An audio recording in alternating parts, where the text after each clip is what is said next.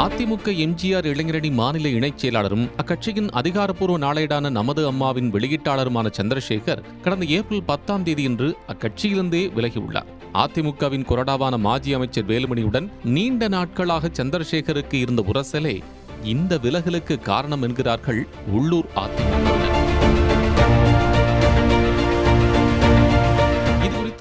அதிமுக கோவை மாவட்ட செயலாளர் ஒருவரிடம் பேசினோம். அரசியலை பரமபத விளையாட்டுன்னு சும்மாவா சொன்னாங்க? சிலர் இதில் டக்குன்னு ஏனிய பிடிச்சி மேலே ஏறி வந்துடுறாங்க. அப்படித்தான் சந்திரசேகரன் திடுதுப்புன்னு மிகப்பெரிய அதிகார மையமா எங்க கட்சியில் உருவெடுத்தாரு. 2011 வேலுமணி முதன்முறையா அமைச்சரானதும் சந்திரசேகரும் அவரோட ஒட்டிக்கிட்டாரு.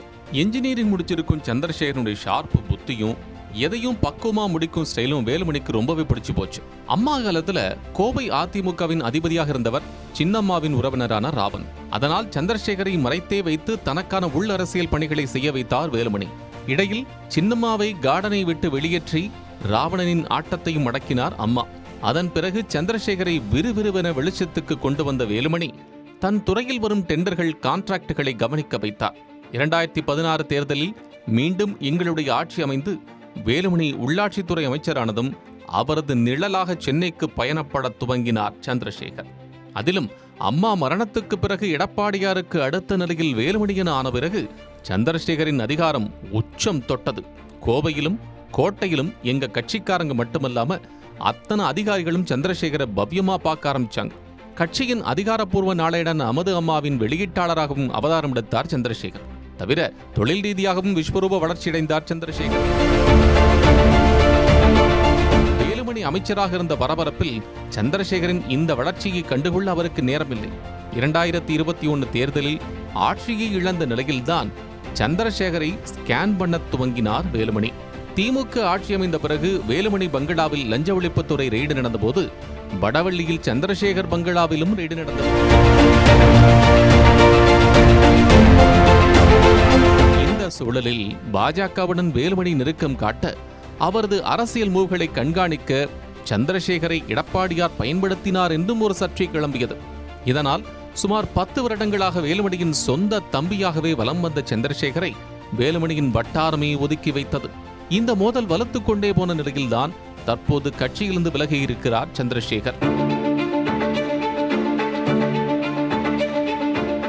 இருவருக்கும் இடையிலான இந்த உரசலை ஆரம்பத்திலேயே ஸ்மெல் செய்த செந்தில் பாலாஜி சில நம்பகமான நபர்கள் மூலம் சந்திரசேகரை திமுகவுக்கு இழுக்க முயற்சித்தார். ஆனால் அதிமுகவிலிருந்து ஏற்கனவே அங்கு போய் செட்டில் ஆகியிருக்கும் சிலர் இதற்கு முட்டுக்கட்டை போட்டிருக்கிறார்கள். இதனால் சந்திரசேகரின் அடுத்த மூவ் எங்கே என்பது புதிதாகவே இருக்கிறது. கூட்டணிக்கு எடப்பாடியார் ஒத்துவராத நிலையில் அவரை படிய வைக்க வேலுமணியைத்தான் கையிலெடுத்தது பாஜக. துவக்கத்தில் பணியாத அவரை சந்திரசேகரை அப்ரூவராக்கி வருமான வரித்துறை அமலாக்கத்துறை மூலமாக கடுமையான ஆக்ஷன் எடுப்போம் என மிரட்டி வழிக்கு கொண்டு வந்தது தாமரை. தற்போது பாஜகவுடன் அதிகாரப்பூர்வமாக கூட்டணி அமைந்திருக்கும் நிலையில் தமிழக பாஜகவில் வேலுமணியின் அதிகாரம் தூக்கலாக இருக்கும் சூழலில் சந்திரசேகர் பாஜக பக்கம் போவது டவுட் தான்.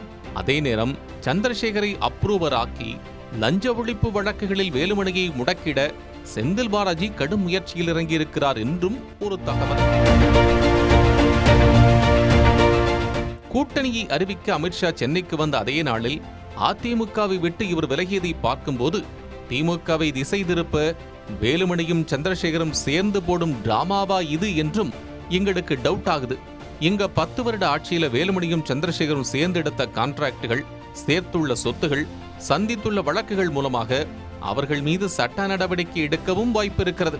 திமுகவை சரிகட்டவே இப்படி பிடபோவல் பேசிக்கொண்டு சந்திரசேகரை அங்கே அனுப்பி தனக்கான லாபியை பண்ணுவதற்கான வேலுமணியே இப்படி ஒரு பிளான் பண்ணியுள்ளாரா என்றும் யோசிக்கிறோம் என்று அந்த மாசே பேசி நிறுத்தினார். இதையடுத்து வடவள்ளி சந்திரசேகரிடம் பேசினோம். பர்சனல் பணிகளுக்காக கட்சியிலிருந்து விலகி இருக்கிறேன். அடுத்த மூவ் பற்றி இப்போது ஐடியா இல்லை. எதை செய்தாலும் ஓப்பனாக அறிவிப்பேன். அண்ணன் வேலுமணியையும் என்னையும் வைத்து நிறைய வதந்திகள் கிளம்புகின்றன என்று முடித்தார். குமுதம் செய்திகளுக்காக செய்தியாளர் எஸ். சக்தி.